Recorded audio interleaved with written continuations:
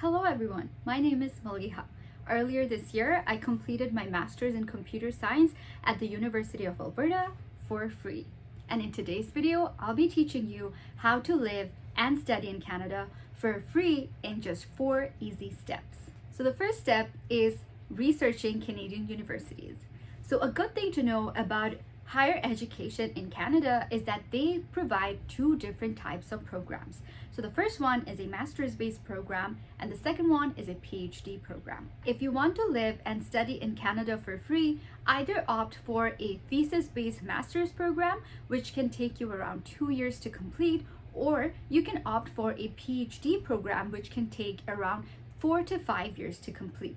I personally went with a thesis-based master's program.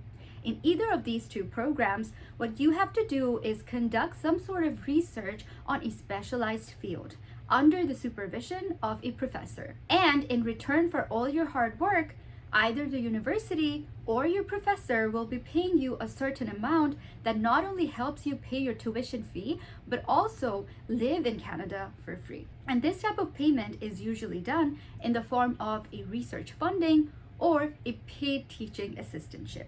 With that in mind, what you need to do next is go to different Canadian universities and look at the different programs that they are offering. At the same time, look at the field that you want to specialize in. Now, if you want to increase your chances of increasing your funding, the best programs to go for or opt for would be STEM-based program. So anything from computer science to electrical engineering to chemistry to physics, maths, so on and so forth. But if you don't want to opt for STEM-based programs, there are other universities who also offer different types of funding opportunities for subjects like economics, anthropology, so on and so forth.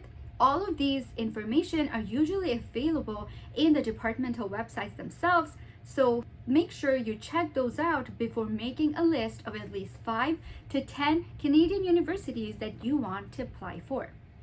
So step number 2 is checking the requirements for the universities you want to apply for. Now, a good thing about most of the Canadian universities is that a lot of them have similar requirements. So the first thing a lot of the Canadian universities want is your academic transcripts from your undergraduate studies. And the second thing that a lot of the universities want, especially if you are an international student, is some sort of a language proficiency test score. So this can be either an IELTS score or a TOEFL score. I personally opted for the IELTS scores. Most universities usually look for a score of 7 or above in terms of IELTS exam. Apart from that, 2 or 3 of the top Canadian universities will sometimes ask students to submit their GRE score. However, keep in mind that this is not mandatory for majority of the Canadian universities. I personally did not have to sit for the tedious GRE exam when I applied for the University of Alberta. Last thing I want to point out is that although not mandatory, having some sort of publication during our undergrad or having a good GPA score during your undergrad is always a plus point. Now, with that out of the way, we move on to step 3, which is approaching professor. And this by far is one of the most crucial steps of getting into Canadian universities and something that a lot of people have no idea about. Now, how does approaching a professor work? Well, it's very easy. Just go onto the departmental website and then look at the profile of each of the professor and the types of research that they are doing. For example, if you want to do your master's in computer science, you can either do your research in software engineering or machine learning, to name a few. Once you have an idea of the type of research you want to do, just go to the professor's profile and shoot them an email. What do you write in an email when approaching a professor? Well, your email should be brief. It should say why you were interested in working with the professor. It's even better if you can talk to them about a paper that they have worked on and why you found it interesting.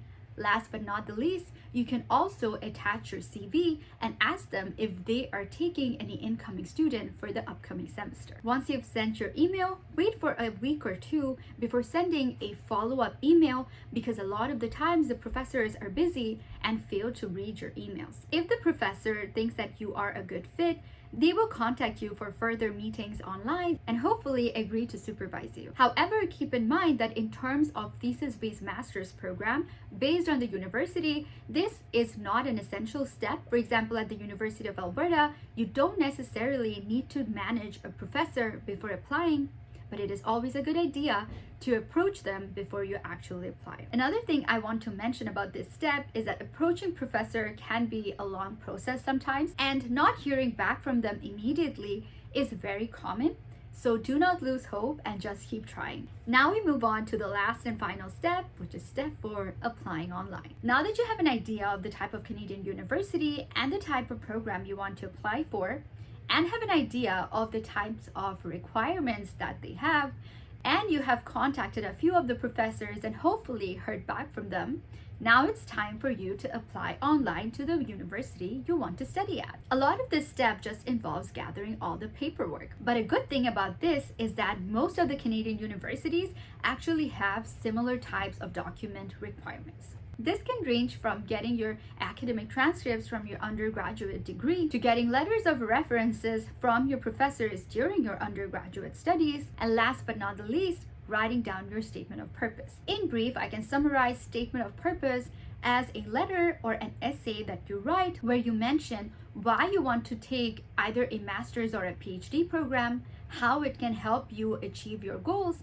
and at the same time mention a little bit about the types of research you want to do and how that can leave a positive impact on the society as a whole. Once you have all these documentations, all that's left to do is apply online. Keep in mind that different universities have a different amount of application fee when it comes to applying online. Once you're done with this process, all there's left to do is just wait. It usually takes around 2 to 3 months for the university to reach back to you. And once you get accepted, you will receive a letter that not only congratulates you, but also breaks down all the funding opportunities that you will be receiving to live and study in Canada for free. And that's it. In just 4 easy steps, you can live and study in Canada for free, just like me. I hope this video was useful to you all. All the best on your academic journey. If you want me to talk about any other topics or provide more detail for any of the steps in another video, feel free to comment down below. And as always, if you found this helpful in any way, feel free to like, subscribe, comment, and of course, share the video. And with that, I'll see you guys in the next episode. Bye!